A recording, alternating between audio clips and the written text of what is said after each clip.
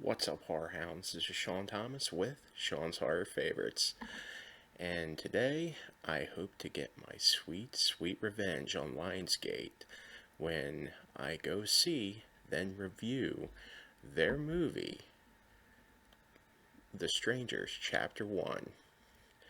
As some of you may know, I recently delisted one of my videos because it got copyright claimed.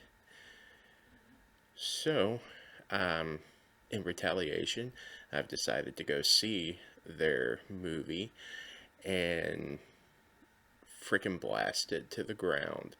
Unless it's good, then all this is for nothing. And God, I hope I don't spend 25 minutes gushing over this movie like I did Thanksgiving. Hope it all works out. Can I get an intro?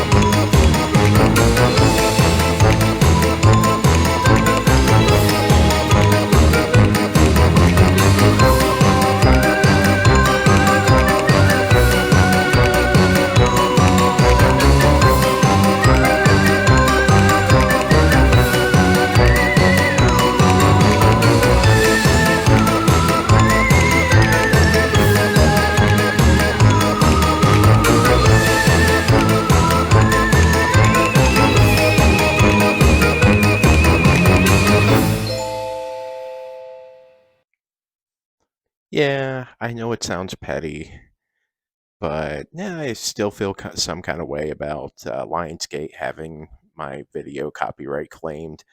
So ooh, I went out and saw the movie.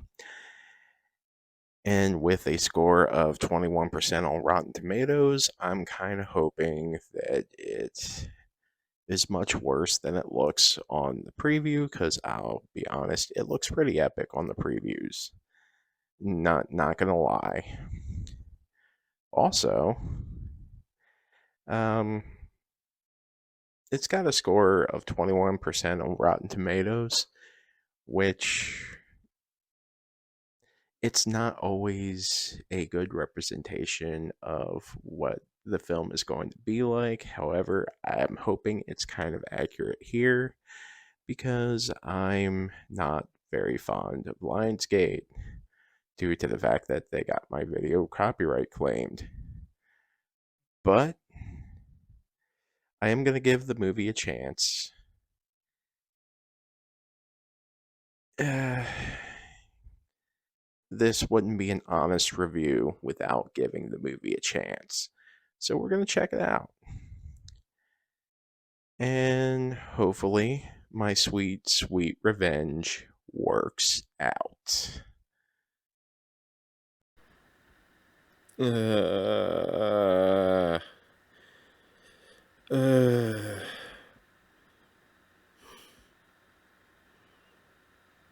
it didn't work out.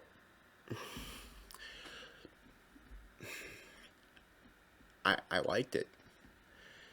Despite its 21% on Rotten Tomatoes, despite the fact that it's a reboot,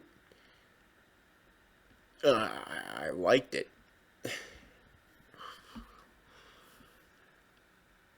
Okay, this one isn't worth me stroking The Strangers Chapter 1's cock for 25 minutes because it wasn't as good as Thanksgiving.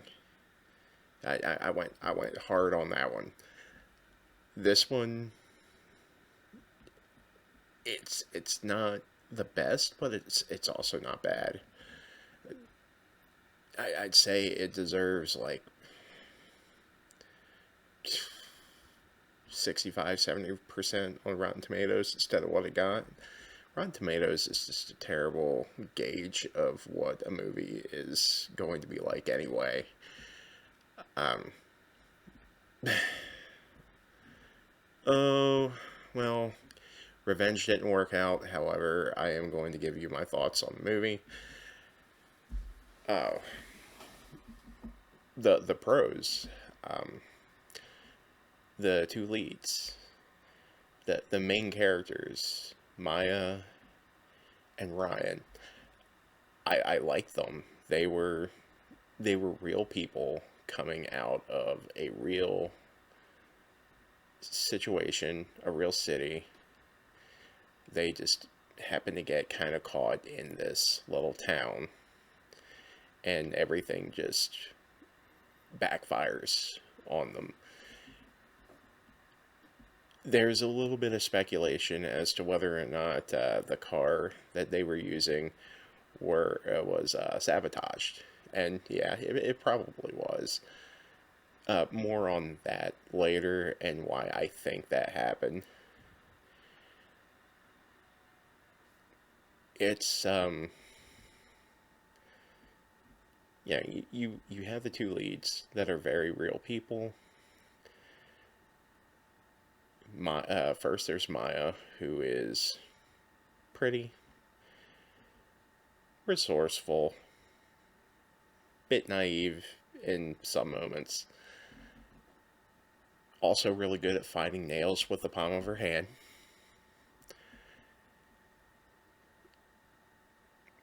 But the actress who played her, she played scared real well. During the scene where she's by herself and she has the girl coming up and asking if Tamara's home, and you see that someone is in there with her, like you actually fear for this girl's safety. And like she's she's pretty good. Like I liked her as a character. Then you have Ryan, who is a bit more wise to what is probably going on, especially when it comes to the car not working as soon as they leave the diner in the film. He's smart. He can ride a motorcycle despite never having ridden a motorcycle before. He's a meat eater, unlike Maya. And a point that actually plays into the plot a little bit later on is he's asthmatic, so asthma attacks and stuff like that. They they do well. They do well. You actually like their characters. Now the townspeople, that's another pro. These are people that don't seem very welcoming towards outsiders, which is what Maya and Ryan are. They are like very unwelcoming when they show up at the diner. Um, they make remarks about the fact that Maya's a vegetarian. They don't seem very welcoming. One of the things I kind of like in there was when they were discussing the guy that had disappeared, which is the guy that you see murdered at the beginning of the film. And Ryan says, "I hope he didn't have the patty melt." And immediately the waitress shoots back, "He did." It's like, yeah, you're gonna be one of them, aren't you? You're gonna be one of them. You're gonna be one of the ones that goes after these people later. Uh, Another pro to the movie is the soundtrack. The soundtrack's pretty good. It helps with the overall setting, which the setting is just amazing. I should have said the setting first because the soundtrack is just a soundtrack without the setting. But this soundtrack also kind of helps bring this setting together. Like, instead of it just being in a rural neighborhood that's somewhat secluded, it's like a cabin in the middle of the woods, an Airbnb that is kind of far off out of the way. It's a little more believable that it's harder to get to than the original movie or that god awful sequel that they did, like, what, 10 years later. It's really, really good that they thought ahead on this one, and they got a setting that was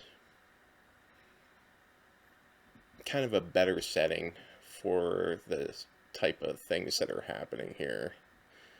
You know, they have this great scene where, you know, Maya and Ryan have a weapon. They take a shot at somebody.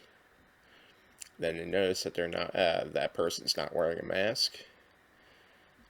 It turns out to be the owner of the Airbnb, and that's like that. That was their one chance at salvation and their refuge from these these individuals that are going after them. It's it's important to note that he was a hunter. Dude wound up getting shot with his own gun, which, oh, damn, it sucks.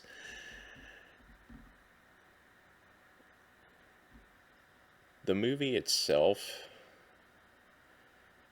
though a reboot, does feel like a fresh inception of the original idea. At the end of the day, it feels like a different movie. It's pretty good. I can't downplay Lionsgate's movies, even though the copyright claim a video.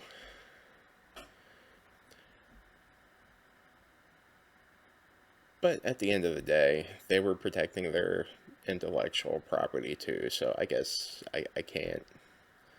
Like, I guess I could have followed it further, but I decided not to. You know, I'm still new. This is still a new YouTube channel. I don't want to do something to get myself, like, kicked off of YouTube.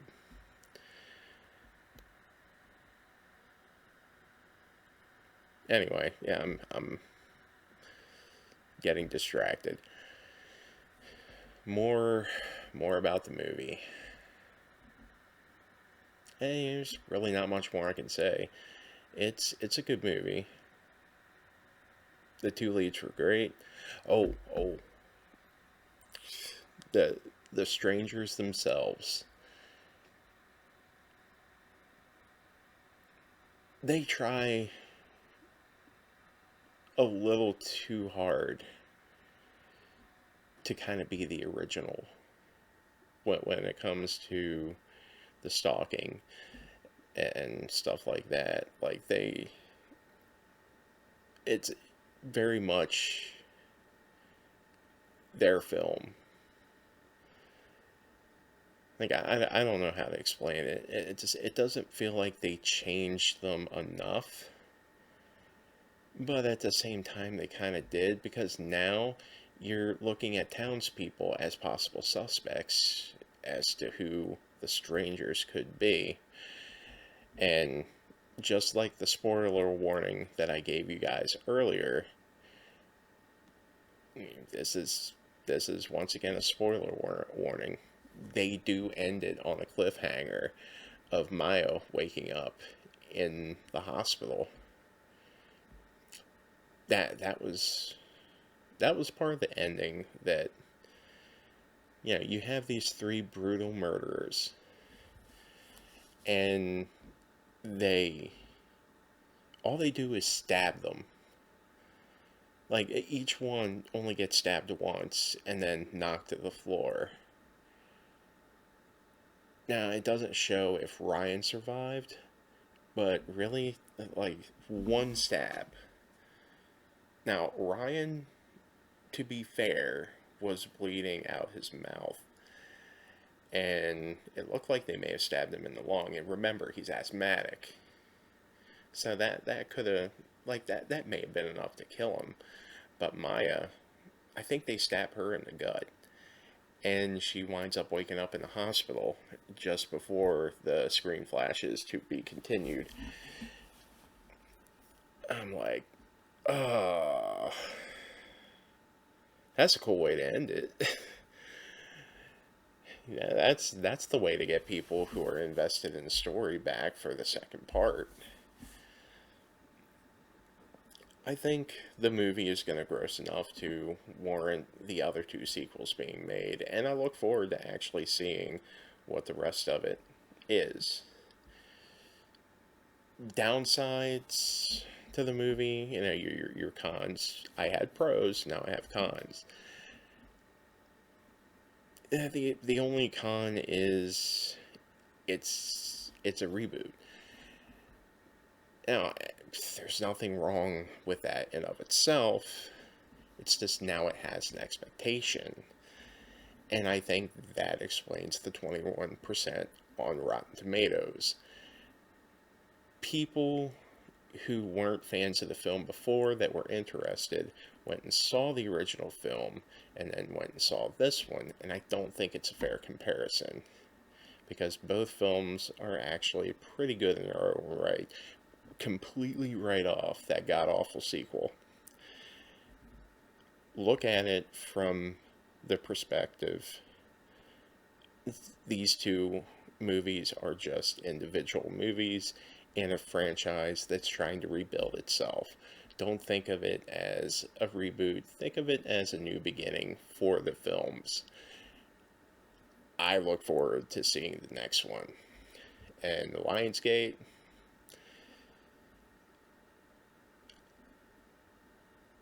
no hard feelings. I know that I went into this being like, revenge, blah, blah, blah. Y'all made a good movie. And I hope in the future I can